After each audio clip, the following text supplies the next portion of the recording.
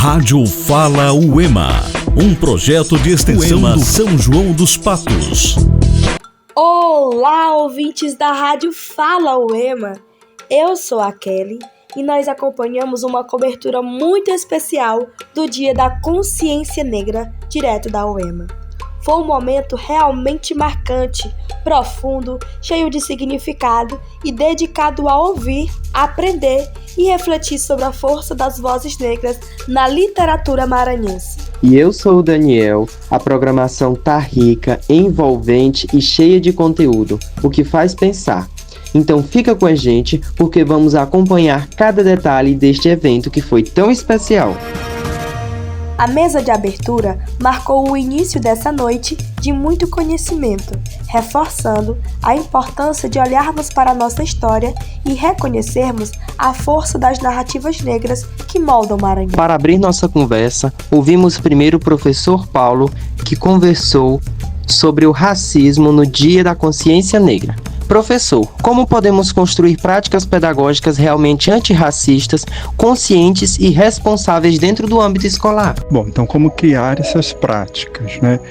Primeiro tem que criar uma consciência em quem está formando essas turmas. Então, de fato, a gente precisa criar docentes que estejam comprometidos com a causa antirracista e que não seja só um comprometimento, que também é válido, do tipo, olha, eu quero muito fazer. Eu acho que esse é o primeiro passo, mas não é o único. Porque esse primeiro passo ele tem que motivar o docente a ir atrás desses textos, cursos, procurar ler esses livros, participar de eventos como esse evento aqui, porque isso tudo vai te dando quase uma espécie de carga horária mental, assim, né? Isso tudo vai te dando um estofo, um conhecimento. Você vira meio que uma biblioteca uma hora, porque você ouve tanto aquilo, você lê tanto, e as referências vão se repetindo, que você introjeta aquilo faz parte.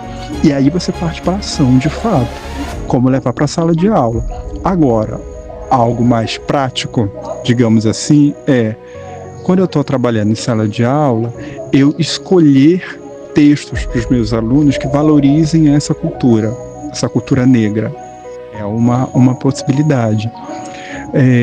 Pensar, quando eu olho o livro didático, que é aquele material que vem pronto, eu pensá-lo de maneira crítica. Tá, mas isso aqui, ele está reforçando práticas racistas? Se ele está reforçando práticas racistas, ou eu corto, porque para uma criança de 4, 5 anos é difícil você explicar para ela o que aquilo é o racismo, então você simplesmente corta.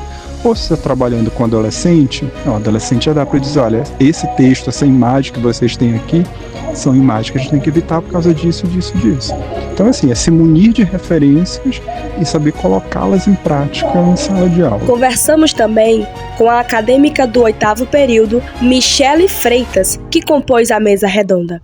Ela compartilhou conosco o que estudar Maria Firmina representa em sua formação e como essa representatividade ecoa no nosso curso de letras. Estudar Maria Firmina dos Reis é fundamental na minha formação como professora de letras por vários motivos. Ela foi uma mulher muito à frente da sua época, um grande símbolo de intelectualidade e foi a primeira romancista negra no nosso país, com a publicação do romance Úrsula em 1859. Eu acredito que ignorar a sua importância para a literatura brasileira é não compreender o romantismo brasileiro. Ela foi uma professora antirracista, uma mulher que buscou retratar em suas obras o negro como um ser pensante, o negro como um ser humano. Ela tinha como principal ferramenta de denúncia social a sua escrita. E ela foi e é um grande símbolo de representatividade porque ela deu voz aos escravizados e fez o resgate da memória cultural. Além disso, ela foi a criadora da perspectiva afro-brasileira. A partir daí, nós teremos então uma identidade, uma cultura. Ela vai fazer essa junção do africano com o brasileiro. Estudar Maria Firmina dos Reis me permitiu compreender e desenvolver uma visão mais crítica e aprofundada da literatura brasileira, além de me fornecer ferramentas para trabalhar em sala de aula como igualdade racial, de gênero e abolição.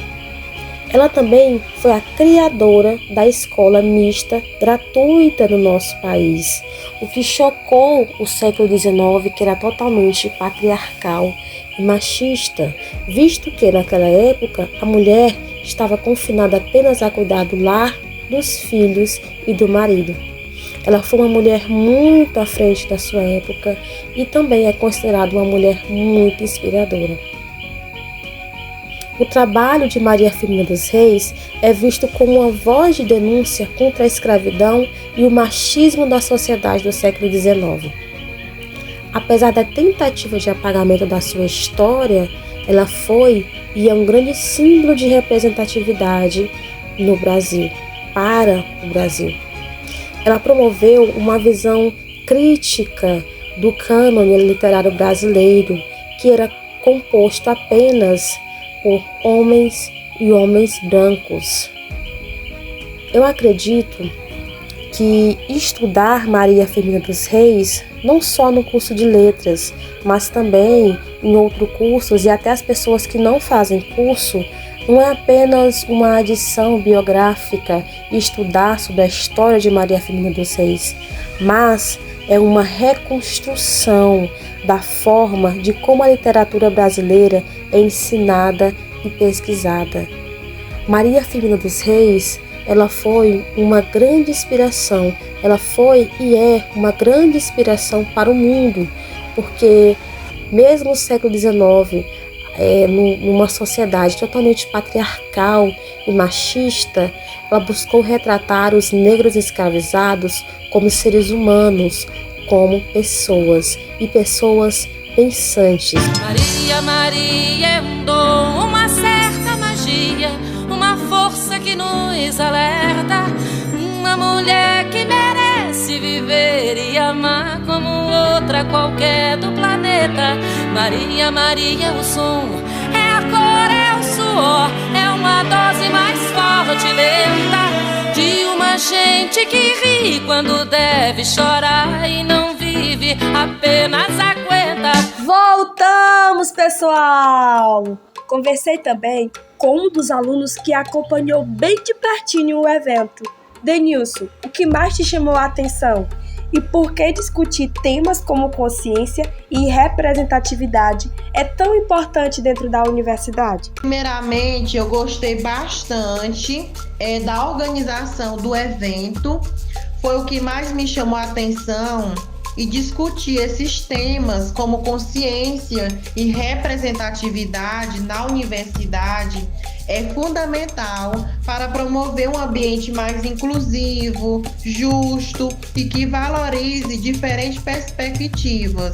E assim podemos e devemos construir uma sociedade mais justa e igualitária e quebrar esses paradigmas que ainda é presente dentro da nossa sociedade. Professora Janaira, para encerrar, nós perguntamos: qual a importância de trazer Maria Firmina dos Reis para a formação dos futuros profissionais de letras? Bom, sobre a importância da Maria Firmina dos Reis para a formação dos futuros profissionais de letras, eu preciso começar dizendo que a autora, a importância dela deveria ser não a nível só de profissionais de letras, mas para toda e qualquer pessoa que tenha preocupação com o que a gente chama de educação antirracista, que é uma educação que ela consegue reconhecer o protagonismo de pessoas como Maria Firmina dos Reis dentro da história desse país, enxergando além da pele, da cor da pele. Então eu preciso começar falando que a autora Maria Firmina dos Reis, ela é maranhense, natural da cidade de São Luís, foi sobrinha do Sotero dos Reis, que foi quem influenciou essa vida de escrita da Maria Firmina, filha de uma mulher negra e ex-escravizada, e apesar de ser atravessada, por essa tripla interseccionalidade, que seria essas condições de gênero, mulher, raça, ser negra, e classe, que ela não era pertencente à família de posses.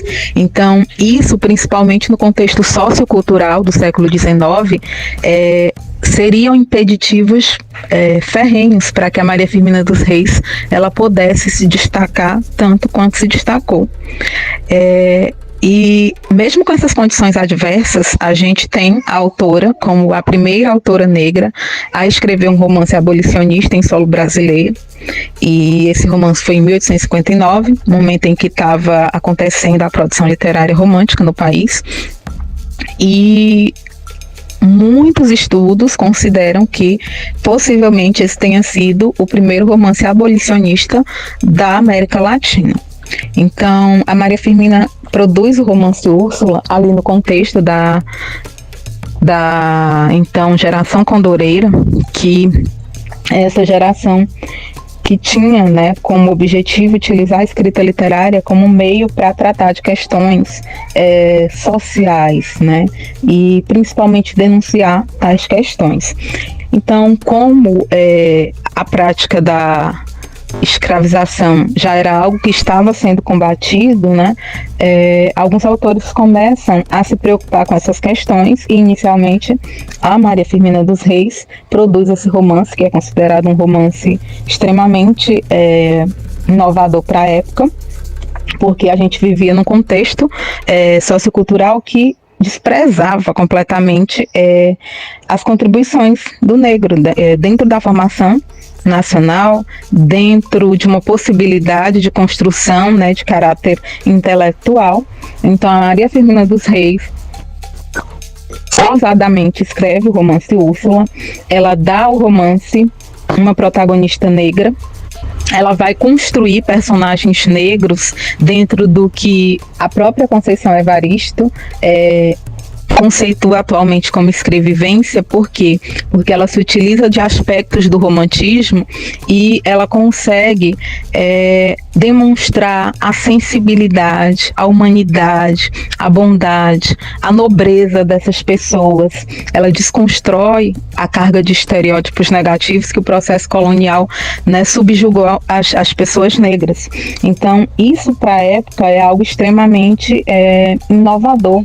E a gente tem, né, o que a gente chama de um enunciador negro, né, alguém da própria coletividade.